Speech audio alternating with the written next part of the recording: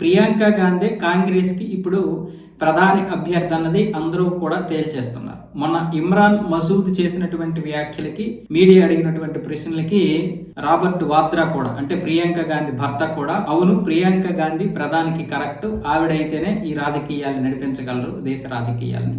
ఆ విషయం గురించి ఇప్పుడు పార్టీ కూడా పునరాలోచిస్తుంది అంటూ వాద్రా అయితే సంచలనమైనటువంటి వ్యాఖ్యలు చేశాడు. ఆయనే కాదు, చాలా మంది దీన్ని కోరుకుంటున్నారు. నేను కూడా అదే కోరుకుంటున్నాను. ప్రియాంకకి ఆ సత్తా ఉంది. వాళ్ళ నాన్నమ్మ ఇందిరాగాంధీ లాగా పాలించేటటువంటి ఆ సత్తా ఉంది. శత్రు దేశాలు కూడా ఆవిడికి భయపడతాయి అంటూ ఏవేవో మాట్లాడుతున్నారు. శత్రు దేశాలు కూడా ఆవిడికి భయపడుతున్నాయి అంటూ వ్యాఖ్యలు చేశాడు. మరి రాహుల్ గాంధీ పరిస్థితి ఏంటి అంటే, రాహుల్ గాంధీ ప్రియాంక గాంధీ ఇద్దరు కూడా అన్న చెల్లెళ్ళు ఇద్దరు కలిసి పార్టీని నడిపిస్తారు, దేశాన్ని కూడా నడిపిస్తారంటూ మాట్లాడుతున్నారు. అంటే వీళ్ళే ప్రధాన అభ్యర్థులుగా వీళ్ళే అంత అనుకుంటారు అనమాట. ప్రజలు ఏమనుకుంటున్నారు ఏంటి అనవసరం.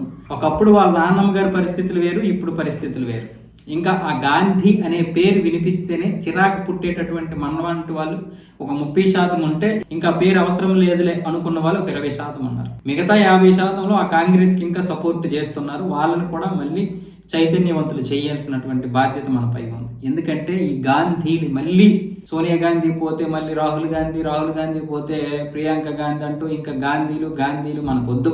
ప్రియాంక గాంధీ ఎలాగోద్దు అర్థం కాలేదు.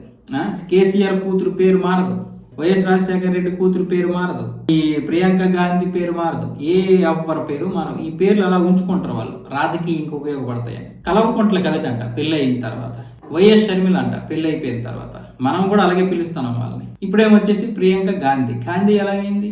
రాబర్ట్ వాద్రా అయినప్పుడు ప్రియాంక వాద్రా అవ్వాలి కానీ గాంధీ ఎలా ఉంది?